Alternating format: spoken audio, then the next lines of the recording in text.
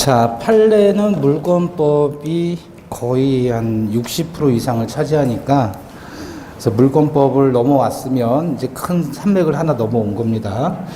141페이지 조금 이제 수월할 거예요. 310번. 청약자가 미리 정한 기간 내에 상대방이 이의를 하지 아니하면 승낙한 것으로 간주한다는 뜻을 청약 시에 표시했다면 그 기간이 지나면 청약이 실효하게 된다. 맞아요?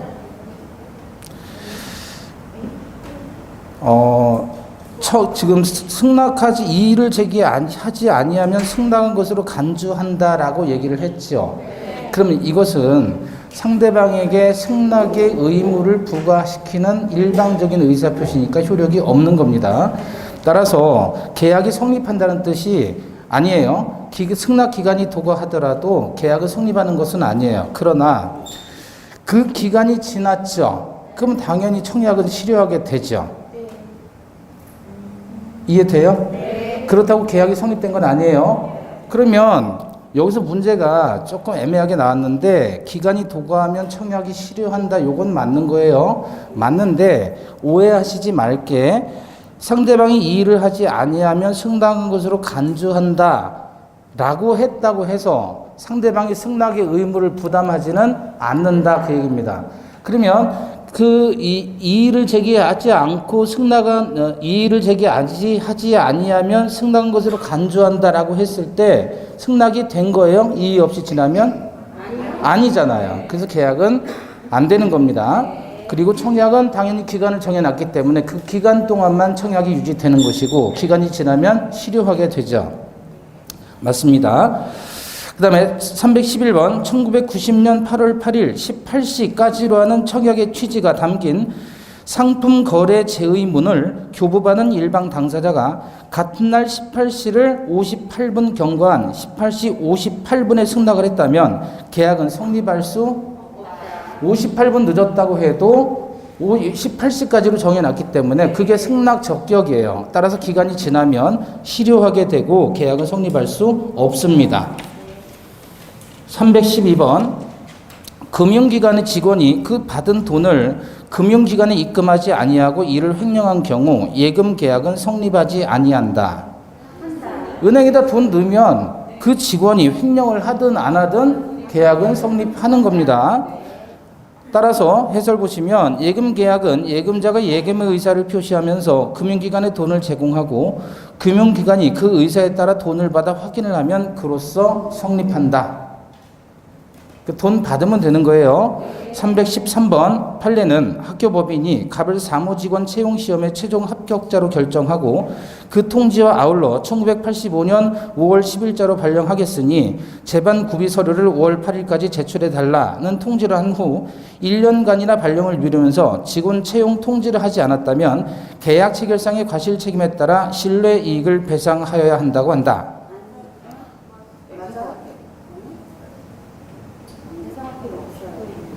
손해배상 안 해도 돼요? 네. 자, 여기서 이건 틀린 건데 뭐가 틀렸냐면 직원 채용을 하지 않은 경우까지는 다 맞는데 계약 체결상의 과실 책임에 따라 신뢰 이익을 배상해야 된다. 요게 틀렸어요. 어떻게 하냐면 불법행위에 따른 손해배상을 해주는 겁니다. 불법행위에 따른 손해배상. 자, 왜냐면 사무직원 채용 공고를 하고 합격자로 결정을 했어요. 그리고 발령을 미루면서 1년간 통지를 하지 않았죠. 결국 이제 그 발령을 안 한 거예요. 그러면 고용계약은 체결되지 않은 거죠. 다만 고용계약이 체결될 것이라고 기대 내지는 신뢰를 줬죠. 이게 다 750조 불법행위다라고 보는 거예요. 그런데 요거는 우리 판례의 의견이고 다수 학자들의 의견은 이 경우에도 계약 체결상의 과실책임으로 신뢰 이익의 배상을 해야 된다라고 주장하는 거예요. 학자들은 계약 체결상의 과실 책임을 아주 다채롭게 적용을 합니다. 왜냐하면 계약 체결 준비 단계의 과실에 대해서도 판례는 불법행위로 가야 되는데 다수는 계약 체결상의 과실 책임을 적용하자는 취지예요. 이게 왜 그러냐면 독일이 그렇게 해요. 독일이. 근데 우리나라는 법원에서 불법행위 책임을 인정하겠다. 계약 체결상의 과실 책임은 언제 적용되냐면 계약이 원시적 불능으로서 무효인 경우. 그러면 원시적 불능으로서 무효인 계약이다 그러면 계약은 한 거예요? 계약하지 않은 거예요? 계약을 한 거예요, 한 거. 거기에 대해서 535조가 원시적 불능으로서 무효인 경우를 규정하고 있기 때문에 이 경우에만 국한해서 계약 체결상의 과실 책임이 적용되고 이 경우 아닌 다른 경우 계약 체결 준비 단계에서 과실이 있었거나 지금 이것도 마찬가지죠. 아직은 계약 체결하기 직전이잖아요. 근데 계약 체결할 것이라는 정당한 기대나 신뢰가 있었죠. 그럼에도 불구하고 발령을 미뤘으면서 고용계약을 하지 않은 거란 말이에요. 그러면 어떤 손해가 발생했냐면 그 지난 1년 동안에 이 사람이 다른 곳에 취직을 하면 거기에 따라서 월급을 받았을 거 아니냐 그거죠. 근데 1년 동안 발령을 계속 미뤘기 때문에 얘는 다른 데 취직할 수 있는 기회를 놓쳤죠. 이런 걸 뭐라 그러죠? 기회비용이 발생했다는 거예요. 그 기회비용에 대해서 불법행위 책임을 묻겠다. 그래서 여기 해설 보시면 위 학교법인 밑줄 학교법인은 불법행위자로서 뭐라고요? 불법행위자로서 원고가 위 최종 합격자 통지와 계속된 발령 약속을 신뢰해서 직원으로 채용되기를 기대하면서 다른 취직의 기회를 포기함으로써 입은 손해를 배상할 책임이 있다. 그래서 뭐예요? 기회비용에 대한 손해. 그것은 불법행위 책임이다. 그 얘기입니다. 따라서 313번은 맞는 거 틀린 거? 틀린 거. 어디가? 계약 체결상의 과실 책임에 따라가 아니라 불법행위 책임에 따라. 자, 314번입니다. 매도인의 소유권 이전 등기 의무와 아울러 가압류 등기 말소 의무는 매수인의 대금 지급 의무와 동시행관계에 있다고 볼 수 없다. 자, 매수인의 대금 지급 의무와 매도인의 소유권 이전 등기는 동시행관계이지요. 그런데 매도인 측 부동산에 가압류가 되어 있어요. 그럼 가압류 말소도 포함해서 동시이행 관계가 성립한다는 겁니다. X. 315번. 임차인이 임차 목적물을 명도할 의무와 임대인이 보증금 반환할 의무는 동시행 관계이죠. 동시행 관계이죠. 그런데 비교 판례입니다. 비교 판례 보시면 밑줄 근데 임대인의 보증금 반환 의무가 임차인의 임차권 등기 말소 의무보다 먼저 이행되어야 할 의무이다. 그랬죠? 그러니까 임차 보증금 반환 의무가 명도 의무하고는 동시행 관계이지만 임차권 등기 의무와 비교했을 때는 보증금 반환이 선이행 의무다. 그 얘기입니다. 따라서 보증금 반환만 가지고 동시행 관계다 아니다라고 얘기할 수 없는 거예요. 어떤 것과의 관계에서 동시행 관계냐 이걸 따져야 되죠. 관련 판례 보시면 임대차 보증금 반환 의무는 민법 제317조에 따라 전세권 설정 등기 말소 의무와도 동시행 관계에 있다. 같은 표현입니다. 그 다음에 316번 저당권 설정 등기 말소와 매매 잔대금 지급 의무는 동시행 관계이다. 맞아요? 그러니까 잔대금 지급할 때 저당권 등기 말소해주고 소유권 이전해주는 것도 동시행 관계에 해당한다는 얘기예요. 그런데 저당권 등기 말소는 피담보 채무의 변제와 동시행 관계는 아니죠. 피담보 채무가 변제가 먼저 되고 그 다음에 저당권이 말소되는 거죠. 그러니까 저당권 말소 의무와 피담보 채무의 변제 사이에서는 동시행 관계가 아닙니다. 그런데 잔대금과는 동시행 관계이다. 비교 판례 1번 특정 채무 담보를 위해 격려된 채무자 명의 소유권 이전 등기 말소 청구와 피담보 채무 변제는 동시행 관계가 아니죠. 뭐가 선? 변제가 선입니다. 또 피담보 채무와 피담보 채무 변제와 담보권의 말소는 동시행 관계가 아니라 피담보 채무 변제가 선 이행 의무이죠. 자, 317번 봅니다. 토지 임차인의 건물 명도 및 소유권 이전 등기 의무와 토지 임대인의 건물 대금 지급 의무, 요거 동시행 관계인가요? 자, 토지 임대인이 건물 대금을 준다. 그 말은 건물을 산다는 거죠. 이건 어떤 상황인 거예요? 임차인의 지상물 매수 청구권을 행사한 사례예요. 따라서 지상물 매수 청구권 행사하면 형성권이므로 매매가 형성되는 거고, 따라서 토지 임차인의 건물 명도 및 등기 이전 의무와 임대인의 건물 대금 지급 의무는 동시행관계에 서게 됩니다. 318번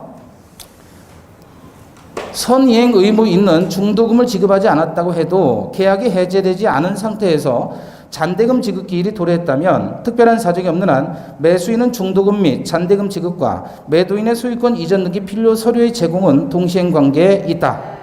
맞죠? 자, 다시 보세요. 3월 1일 날 계약을 했어요. 계약금 1천만 원 갖고요. 매도인, 매수인이에요. 4월 1일 날 중도금 5천이 가야 되고요. 5월 1일 날 잔금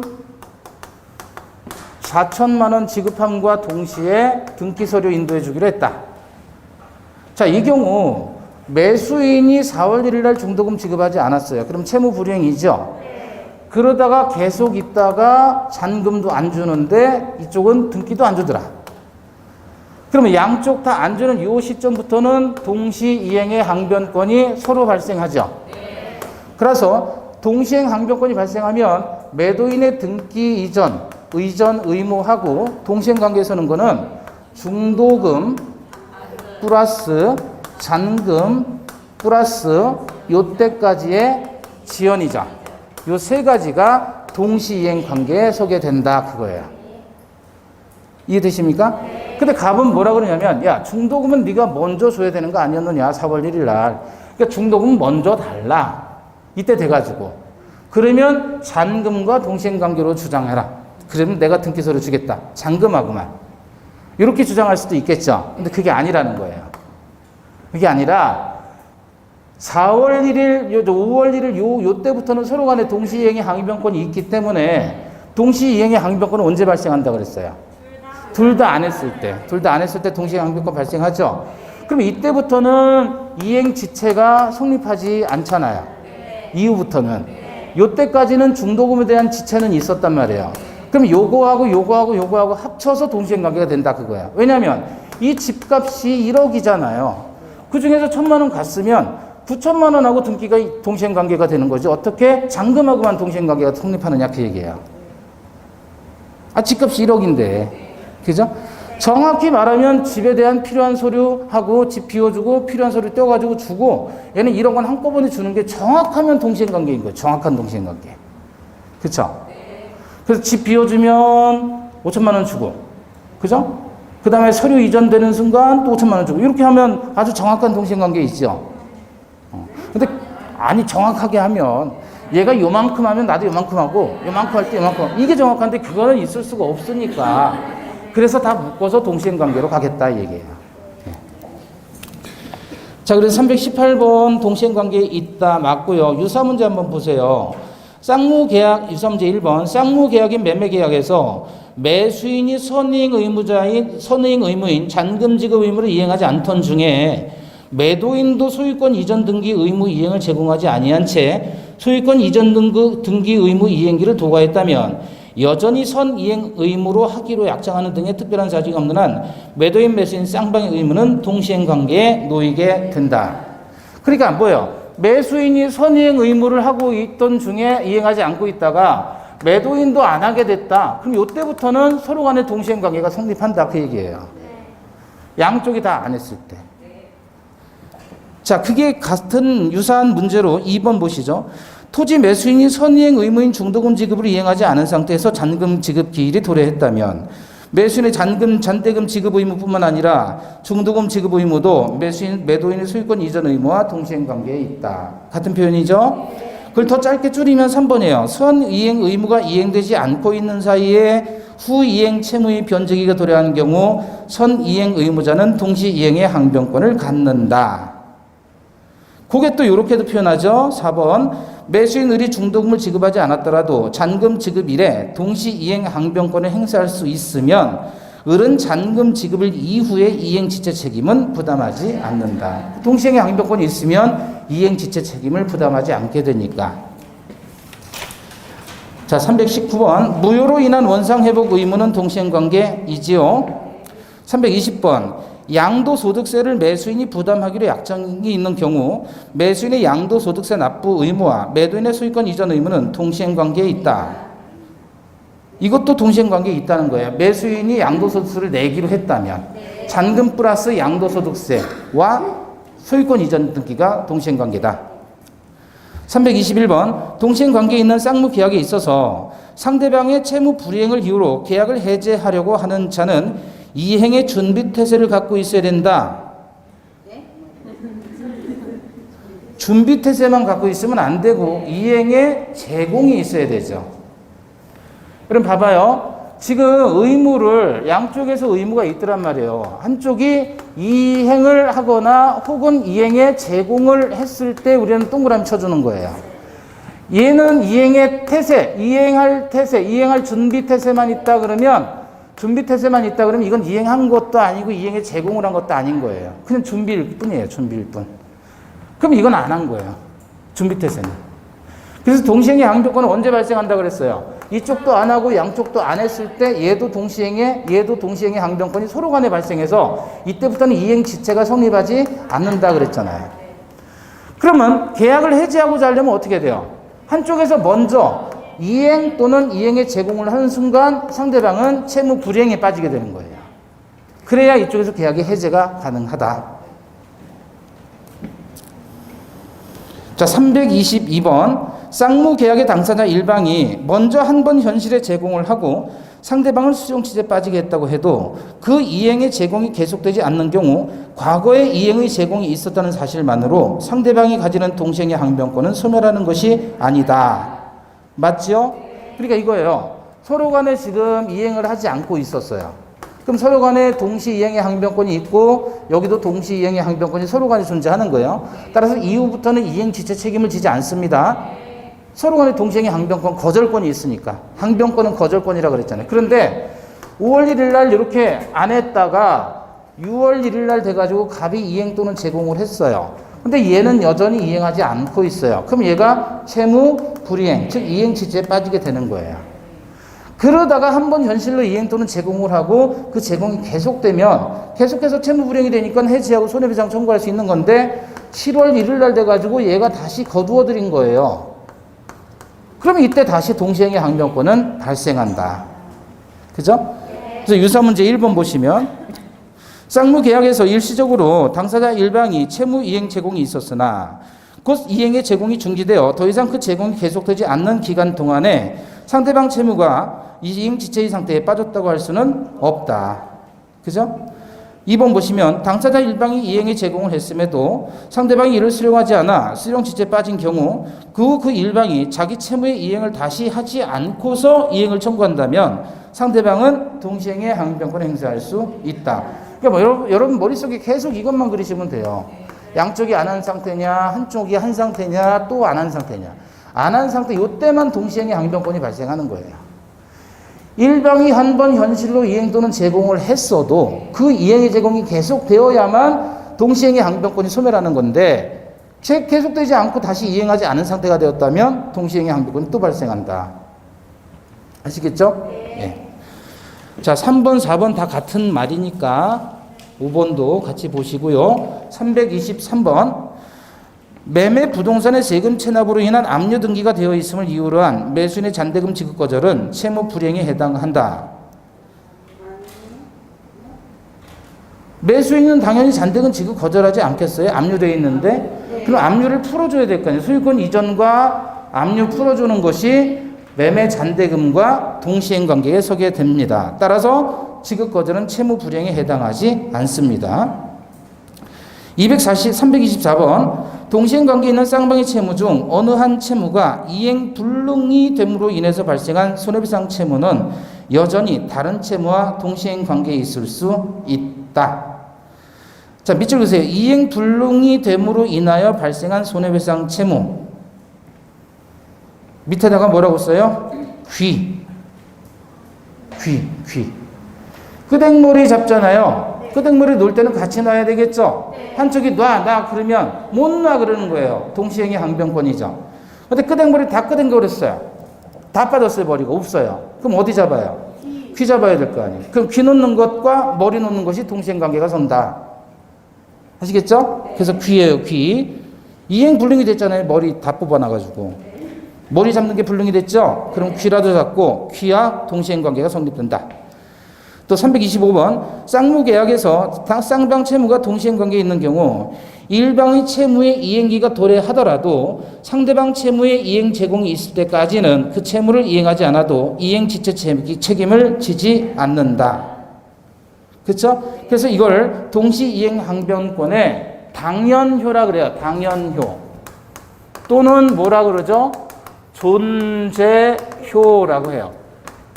당연효, 존재효. 동시이행의 항변권이 존재하기만 하면 당연히 이행지체가 안 됩니다. 즉 존재효의 뜻은 이행지체의 저지 효과다라고 얘기를 하죠. 이행지체가 저지되는 효과가 있어요. 동시이행 항변권이 존재만 하면 굳이 당사자가 주장 입증하지 않더라도 이행지체가 저지되는 효과가 있다. 그러나 동시행의 항변권을 소송상으로 주장을 해요. 행사하게 되면 어떻게 하죠? 이때는 상환 이행 판결을 해야 된다. 원고 일부 승소 판결이다. 그죠? 요거는 행사효인데 소송상으로 행사해야 돼요. 당사자가 법원이 직권으로 조사하는 게 아니라 당사자가 주장하고 뭐 해야 돼요? 입증을 한다. 그러면 어떤 판결 내려줘요? 상환 이행 판결 또는 원고 일부 승소 판결. 자, 오른쪽에 유사 문제 1번 보시죠. 대가적 채무간의 이행 거절의 권능. 이행 거절의 권능이 바로 동시 이행의 항변권이죠. 이렇게 동시 이행의 항변권을 가지는 경우에 이행 거절의 의사를 구체적으로 밝히지 않더라도 이행지체 책임을 면할 수 있다. 이러면 맞는 건데 틀린 표현은 구체적으로 밝혀야만 이행지체 책임을 면할 수 있다. 이러면 틀린 거예요. 그래서 지금 말씀드렸듯이 여기 봐봐요. 동시행의 항변권은 그 항변권이 당연히 발생하는 효과, 즉 존재만 하면 굳이 행사하지 않더라도 이행지체 책임이 저지된다. 그래서 얘가 당연효, 존재효라고 하는 거예요. 그런데 법원으로서는 동시행의 항변권을 주장을 해야만 할 수 있는 것이지 직권조사하는 건 아니죠. 그래서 소송상으로 행사할 때는 이렇게 한다. 당사자가 주장하고 입증해야 된다. 소송상으로는.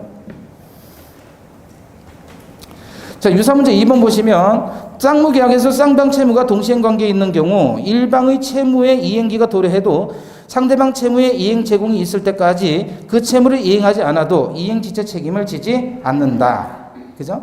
326번 채권 양도, 채무 인수, 상속 등으로 일방의 채무가 동일성을 유지하면서 이전되어 당사자가 변경되는 경우 동시 이행의 항변권은 행사할 수 있습니다. 거기서 당사자가 변경되는 경우 밑줄 그시고요. 당사자가 변경되는 경우 밑줄 그시고 밑에다 엄마 식사하세요 이렇게 쓰세요. 엄마 식사하세요. 끄댕머리 끄댕기고 계속 싸우고 있으니까 아들이 와가지고 엄마 밥 대줬으니까 식사하세요 그랬더니 엄마가 야 네가 좀 잡아라. 그래서 애가 잡았단 말이에요. 예? 그럼 역시 동시행 항변권은 그대로 유지된다 안 된다? 유지된다. 당사자가 변경돼도. 거기서 채권 양도, 채무 인수, 상속 등이라고 나왔지만 전부 명령을 받은 경우도 쓰세요. 전부 명령을 받은 경우.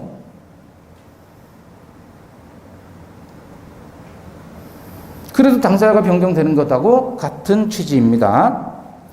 327번 동시행의 항변권은 법원이 직권으로 조사해야 된다. 아니고 주장 입증하는 겁니다. 자, 328번 매매 계약의 취소에 따른 원상 회복 의무가 동시 이행 관계에 있는 경우 상대방을 이행지체에 빠뜨리기 위해서는 반드시 소유권 이전 등기, 말소 등기 필요한 서류 등을 현실적으로 제공하여야 한다. 아니죠. 현실로 꼭 제공하라는 건 아니에요. 이행 또는 이행에 제공을 해야 되는데 현실로 이행을 꼭 하라는 게 아니라 이행을 할 수 있는 상태를 만들어 놓으면 돼요. 그래서 거기 밑에서 넷째 줄 보시면 을을 이행지체에 빠뜨리기 위해서는 소유권 이전 등기, 말소 등기에 필요한 서류 등을 현실적으로 제공할 필요까지는 없으나 최소한 위 서류 등을 준비해두고 그 뜻을 을에게 통지해서 매매 대금의 반환과 아울러 이를 수령할 것을 최고함을 요한다. 예컨대 부동산 사무실에 서류를 맡겨두고 잔금 가져와라. 그러면 부동산에서 줄 것이다, 서류를. 이런 상태로 통지를 해주라는 얘기지 꼭 갖다가 바치라는 얘기는 아니다, 그 얘기입니다. 그걸 뭐라 그래요? 이행의 제공이라고 얘기를 하는 거예요. 이행을 했다라는 거는 현실적으로 받아간 걸 얘기하는 거고, 이행의 제공이라는 말은 이행을 할 수 있는 상태를 만들어 놓았다. 그걸 이행의 제공이라고 해요.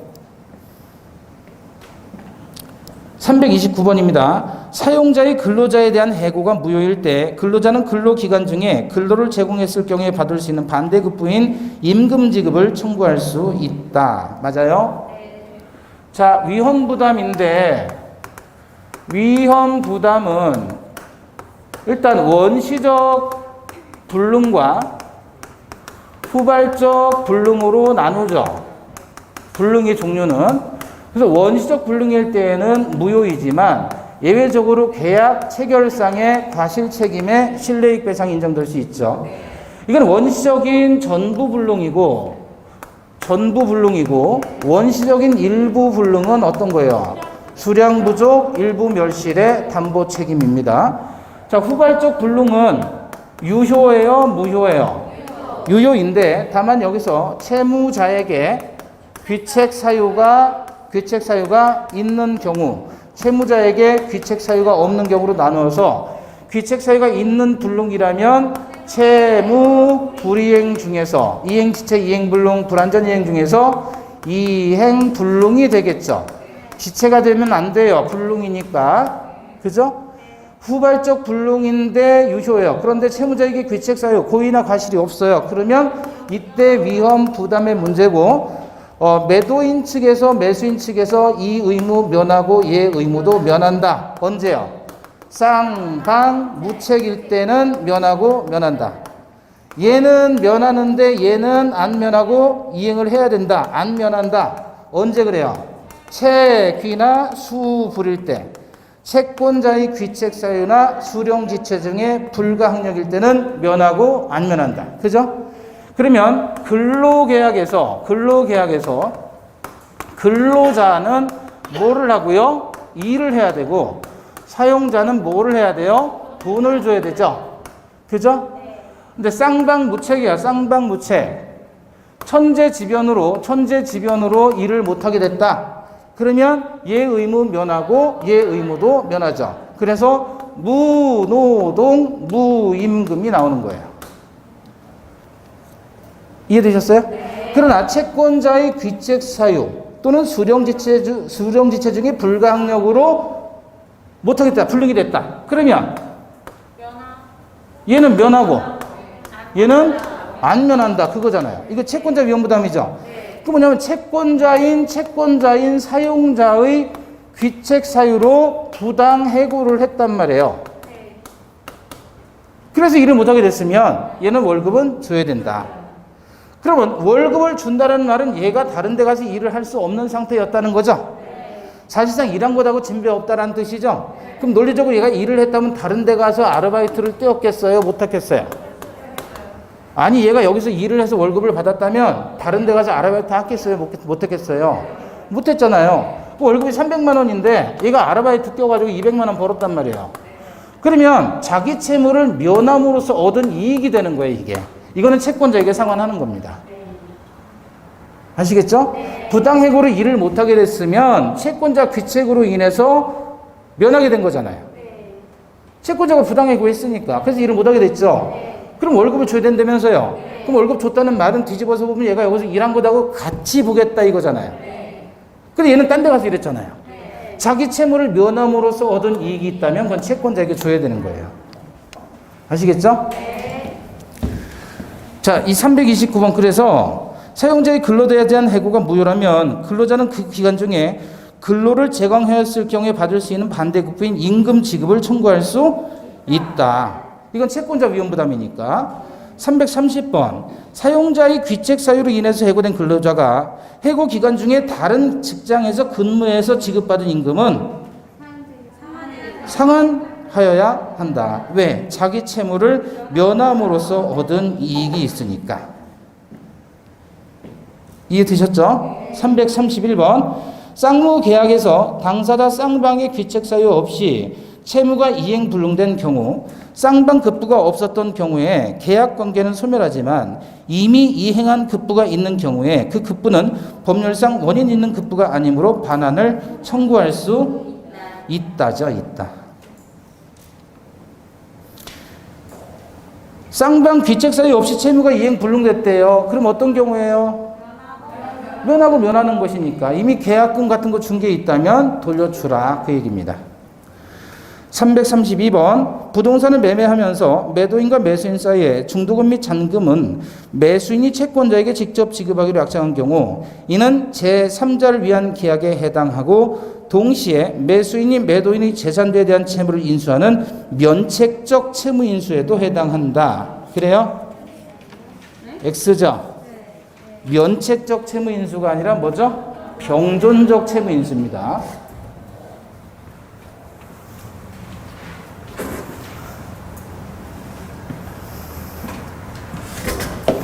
보시면 제3자를 위한 계약이다라고 했을 때 요약자가 있고 낙약자가 있고 제3자가 있단 말이에요. 그럼 얘가 매도인이 집을 파는 거예요. 그러면서 대금은 얘한테 주기로 했다. 그죠? 이게 제3자를 위한 계약이죠. 이 관계를 무슨 관계? 대가관계. 이 관계를 보상관계. 이 관계를 이행관계는 급부 실현관계 그러죠. 그래서 뽀다이 나는 남편 이렇게 암기했었죠. 그러면 대가관계와 보상관계 얘는 서로 영향을 미칩니까? 못 미칩니까? 못 미쳐요. 별개인 거예요. 별개인 거. 그러면 우리가 채무인수는 형태가 지금 병이 채권자인데 갑이 채무자예요. 1억 원을 빌려줬습니다. 근데 그 채무를 을이 인수합니다. 이랬을 때 첫 번째 병은 을에게만 반환처 돈 달라고 청구할 수 있다 그러면 이거는 뭐죠? 면책적 채무 인수예요. 갑이 채무를 면제받잖아요. 그죠? 근데 두 번째 병이 갑 또는 을에게 청구할 수 있다 그러면 얘 채무가 그대로 남아있죠? 병존적 채무 인수다 그거예요. 그럼 어떤 게 제3자를 위한 계약이냐 이거죠.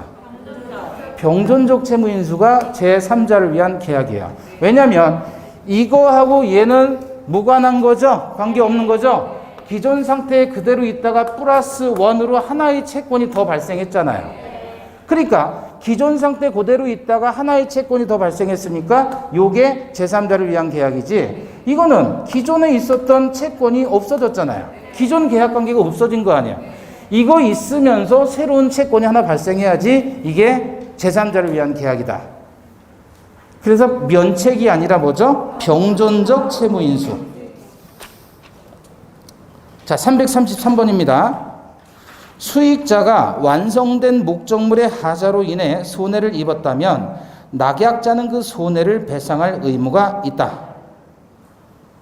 제3자의 권리는 딱 두 개밖에 없다 그랬어요. 뭐예요? 이행 청구 아니면 손배청. 손해배상 청구할 수 있다. 334번 계약의 당사자가 제3자에 대해서 가진 채권에 관해 그 채무를 면제해주는 계약도 제3자를 위한 계약으로 볼 수 있다.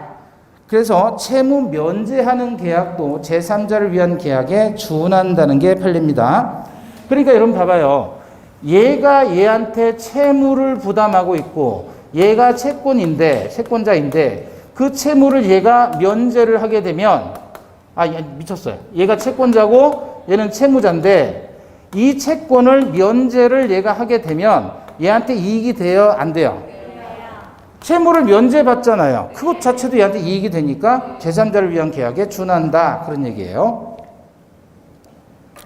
자, 335번입니다. 제3자를 위한 계약은 제3자에게 일정한 대가의 지급, 기타 일정한 부담 하에 권리를 부여하는 것도 가능하다는 것이 판례다. 제3자를 위한 계약은 제3자에게 일정한 이익을 주는 게 제3자를 위한 계약이잖아요. 그죠? 제3자를 위한 계약의 성립 요건 뭐죠?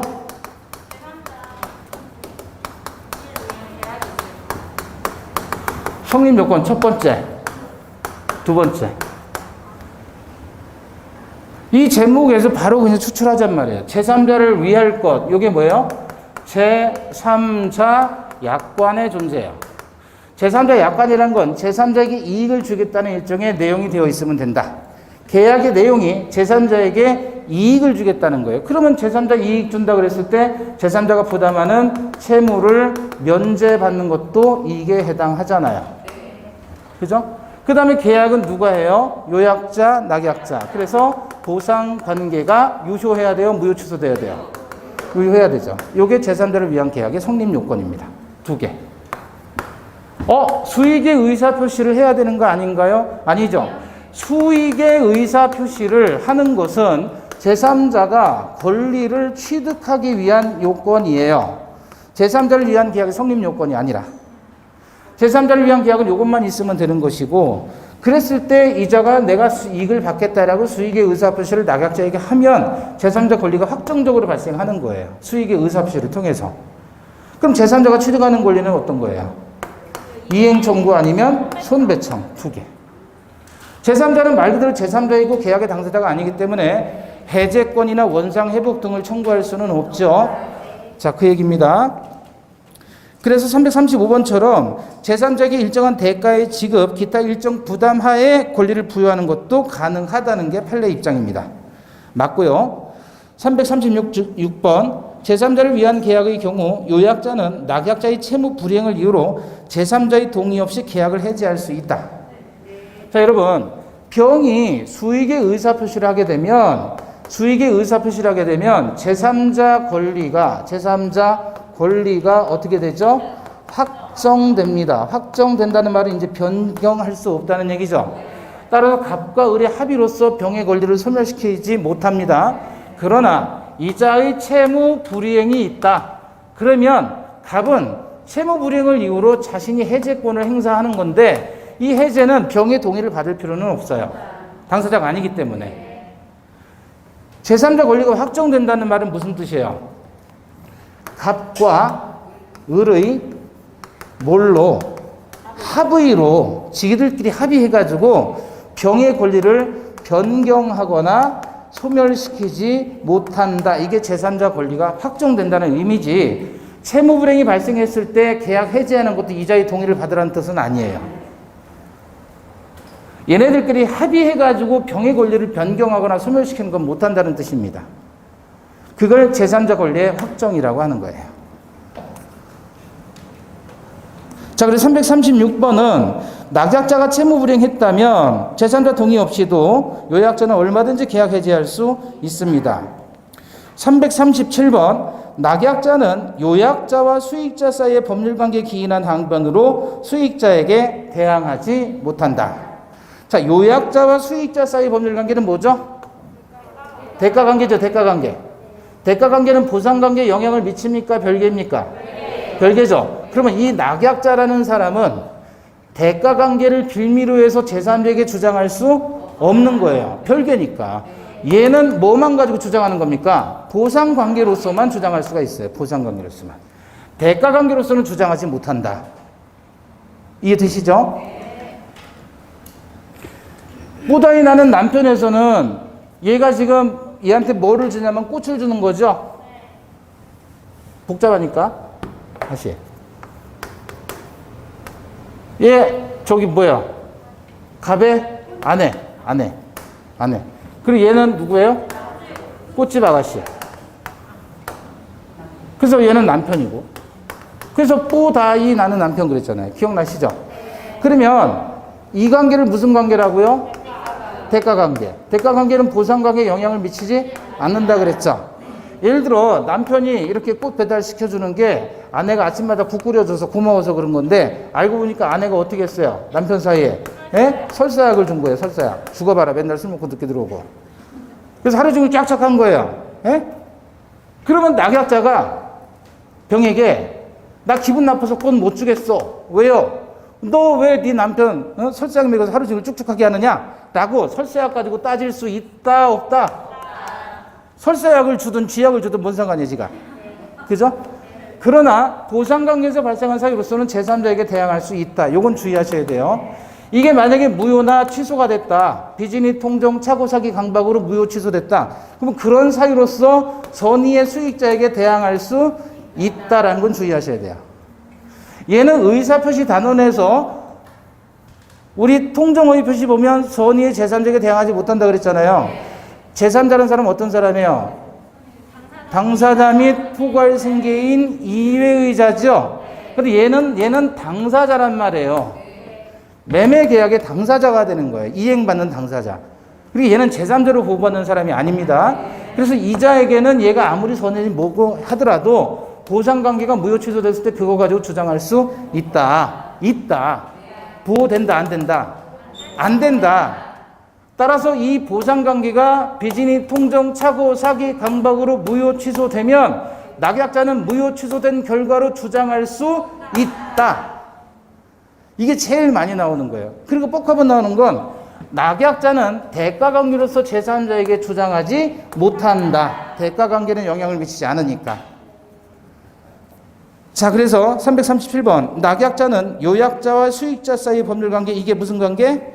대가관계에 기인한 항변으로 수익자에게 주장하지 못합니다.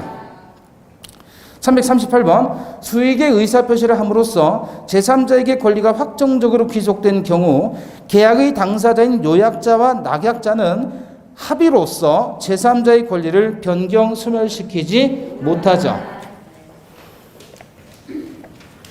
339번 낙약자의 채무 불이행으로 인해서 수익자는 보상관계에 기한 계약의 해제권이나 해제를 원인으로 한 원상회복 청구권을 행사할 수 있다. 수익자는 이런 거 못합니다. 당사자가 아니기 때문에. 340번 수익자는 낙약자에게 직접 그 이행을 청구할 수 있을 뿐만 아니라 요약자가 계약을 해지한 경우에 낙약자에게 자기가 입은 손해배상을 청구할 수 있다. 그래서 이행 청구 아니면 손배청 두 개밖에 없다. 됐죠? 341번 계약의 합의 해제는 명시적 경위뿐만 아니라 묵시적으로도 이루어질 수 있는 것이다. 맞죠? 합의 해제는 의사표시 몇 개? 두 개예요. 두 개. 합의 해제. 자, 그 밑에 유사 판례 기억 보시면 계약의 합의 해제에 있어서도 민법 제548조의 계약 해제의 경우와 같이 이로써 제3자의 권리를 해할 수가 없다. 그리고 오른쪽 밑줄 근대 보시면 오른쪽 페이지 합의 해제의 효력은 그 합의 해제의 내용에 의해서 다루어지는 것이고 이에는 해제에 관한 민법 제543조 이하의 규정은 적용되지 않고 또 밑에 밑줄 보시면 그 효력은 합의의 내용에 의해서 결정되고 여기에 해제에 관한 548조 2항의 규정은 적용되지 않으므로 당사자 간의 약정이 없는 이상 합의 해제로 인해서 반환을 금전에 받은 날로부터 이자를 가해야 할 의무가 있는 것도 아니다. 결국 손해배상도 인정되지 않는 거고요. 합의 해제는 또 금전의 경우에 받은 날로부터 이자를 가산해서 돌려주는 것도 아니다. IMF 때인데요. 제가 옥탑방에 살았어요. 전세로. 그런데 혼인을 했어요. 학교 다니면서. 사고 쳐서 한 게 아니고 저희 어머니가 그 고시 공부하니까 까딱하면 고시 낭인이 되겠다 그래가지고 임자 있을 때 빨리 결혼시킨다고 작전을 짜셔가지고 작전에 휘말린 거예요. 그래서 혼인을 하게 됐어요. 어쩔 수 없이. 혼인하고 이제 고시 공부를 했는데 여기가 전세였거든요. 전세 1,500만 원이었어요. 근데 이제 신혼 살림을 구로에서 이제 했단 말이에요. 그러니까 아버지는 계속 그 전세금 그거 빨리 빼가지고 하라고. 이거 만들어주는데 힘들었다고 계속 저를 갈구는 거예요, 아버지가. 그래서 이걸 빨리 빼야 되는데 IMF잖아요. 안 나가는 거예요, 방이. 그 집주인한테 달라고 할 수도 있는 처지가 아니었어요. 왜 계약 기간 중에 나온 거니까 제 책임이에요. 제가 빼야 돼요. 근데 한 2달 만에 벼룩시장에 계속 광고를 냈는데 2달 만에 연락이 왔어요. 아가씨가 왔어요, 아가씨가. 와가지고 자기도 어렵게 빠지는데 여기 가고 싶다는 거예요. 그래서 저하고 일단 계약을 했습니다. 계약금 얼마야? 150만 원. 150만 원 받고 이제 계약을 했어요. 해가지고 저는 이제 나가겠다. 드디어 아버지한테 갖다 드리면 되겠다. 이제 갈구지 않겠다 그랬는데 전화가 띠고 온 거예요. 삐삐로. 그래서 전화를 해보니까 삐삐. 핸드폰 없었어요, 그때 저는.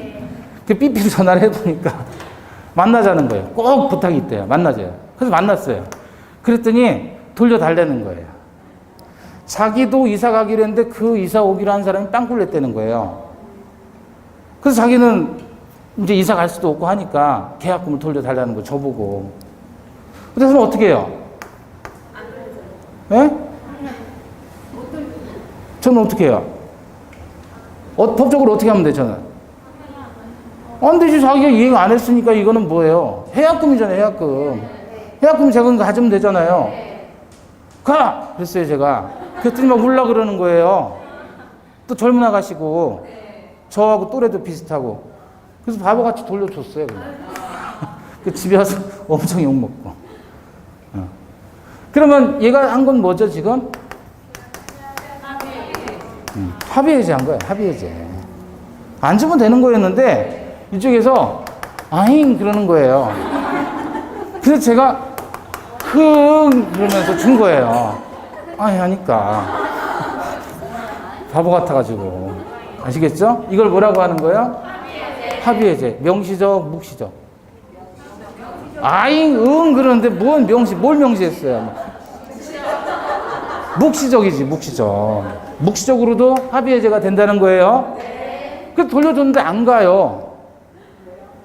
그래서 왜 안 가? 아잉, 이러는 거예요. 왜? 그랬더니, 받은 날로부터 이자, 그것도 줘요. 라고 하면, 또 하고 주는 거죠. 예? 이거는 합의해제에서 받은 날로부터 이자 가산한다는 규정은 적용되지 않지만, 자기들끼리 합의해서 그러면 주면 되는 거예요. 그래서 책에 뭐라고 나왔냐면, 그 효력은 합의의 내용에 의해서 결정되고, 여기에는 민법 548조 2항 규정, 즉 받은 날로부터 이자 규정은 적용되지 않는다 그런 거예요. 그런데 또 안 가요. 또 아잉 그래요. 예? 그래서 왜 그래? 그랬더니 손해배상은 이런 거예요. 오면서 교통비 내고 이렇게 버스비 내고 했다는 거예요. 손해배상. 그럼 또 하고 주면 되는 거예요. 주면. 안 줘도 그만이고. 다 뭘로 정해준다? 합의의 내용으로 결정되는 게 합의해제입니다. 아시겠죠? 그럼 거기다 쓰세요, 이제. 합의해제 위에다가 아잉, 흐응 잘 보이게. 아잉, 흐응 이렇게. 자, 그 다음에 342번. 부동산 매매 계약에 있어서 매수인이 잔대금 지급기일까지 그 대금을 지급하지 못하면 계약이 자동적으로 해제된다는 취지의 약정이 있는 경우 매수인이 그 약정 기한을 도과했다면 대금 미지급으로 계약이 자동 해제된다 해서 여기서 자동 해제된다는 취지의 약정 밑줄 그시고 자동 해제된다는 취지의 약정까지만 밑줄 그시고 그 다음에 잔대금 위에 윗줄 첫째 줄에 잔대금을 네모치세요. 잔대금. 자, 먼저 자동 해제 조항은 우리가 뭐라고 표현하냐면 실권 약관이다 그래요. 뭐라 그래요? 실권 약관. 우리 이제 시간적으로 보면 이때 이행 지체가 되죠. 이행 지체가 되면 어떻게 하죠? 최고하고 상당한 기간 경과될 때까지 이행을 해야 되는데 하지 않으면 다시 해제하겠다라는 의사표시를 하고 그 의사표시가 도달이 된 요 시점에 해제가 되는 거잖아요. 그죠? 그런데 그걸 땡기는 거예요. 최고와 동시에 해제하겠다 라는 의사표시를 하면 이행하지 않는 걸 조건으로 해서 해제 의사표시력이 발생한다. 이걸 뭐라 그러죠? 그렇죠. 정지 조건부 계약 해제다 이렇게 얘기를 하죠. 이것도 가능한 거예요. 단독행위지만 상대방 불리하게 하지 않기 때문에 조건부 쓸 수 있다. 그런데 이거 다 필요 없이 여기서 자동적으로 해제된다. 이런 걸 뭐라고 하냐면 실권 약관이다 그래요. 이행 지체가 생기면 최고도 필요 없고 해제 의사표시도 필요 없이 자동적으로 오토매틱 해제가 되는 거예요. 그러면 해제 시점이 더 빨라지죠. 이런 실권 약관인데 이거 가능하겠냐? 판례는 가능하다라고 봐요. 단 주의하실 게 있어요. 이행 지체가 되어야만 실권 약관의 효력이 발생하는 겁니다. 이행 지체가 되어야만. 그 말은 중도금에 대한 실권 약관은 즉 중도금을 지급하지 않으면 채구도 필요 없이 해제 의사표시도 필요 없이 자동적으로 오토매틱 해제된다. 그러면 중도금을 안 줬단 말이에요. 그럼 이행지체가 바로 성립하죠. 그럼 자동적으로 해제되는 건 맞아요. 그런데 잔금에 대한 실권 약관이라면 주의하실 게 동시 이행의 항변권이 없을 때 지체에 빠지게 되는 것이고 그때 자동 해제되는 거예요. 그러면 이쪽에서 안 하고 이쪽에서 안 했어요. 안 했어요. 매수인이 잔금을 안 줬어요. 근데 실권 약관, 잔금에 대한 실권 약관이 있었어요. 근데 매수인이 잔금 안 줬죠. 그럼 자동적으로 해제된다, 안 된다? 안 되죠. 동시 이행의 항변권이 발생하니까. 근데 이렇게 됐으면 이때는 동시 이행의 항변권이 없죠. 그러면 동시 이행의 항변권이 없으니까 이행 지체에 빠지고 실권 약관은 효력이 발생하는 거예요. 그래서 중도금에 대해서는 얘는 본래 선이행 의무이기 때문에 중도금 안 주면 자동 해제된다. 근데 안 줬다? 그럼 자동 해제되는 거예요. 근데 잔금에 대해서는 동시 이행의 항변권을 따져야 됩니다. 자, 그래서 지금 342번은 뭐의 문제죠? 잔대금에 대한 실권 약관이죠? 그럼 마지막 미지급으로 자동 해제된다? 안 된다? 안 된다. 자, 넘겨보시고 343번. 이행기에 이르러 매도인이 매매 사실을 부인한 경우 매수인은 채고나 이행 제공도 없이 계약을 해지할 수 있다. 그렇죠? 이행 거절이 있으면 채고나 이행 제공 없이 해지할 수 있습니다. 이행 거절이 바로 이행기에 이르러 매도인이 매매 사실을 부인한 경우예요. 명백한 이행 거절. 344번. 부동산 매도인이 중도금 수령을 거절했을 뿐만 아니라 계약을 이행하지 아니할 의사를 명백히 표시했다면 매수인이 계약을 해지하기 위해서 신의칙상 소유권 이전 등기 의무 이행기일은 경과되어야 한다. 아니죠. 즉시 해지할 수 있다. 345. 매도인이 매수인에게 이행지체 책임을 지워 매매 계약을 해지하려면 매수인이 이행기일에 잔대금을 지급하지 아니한 사실을 입증하면 족하다. 그래요?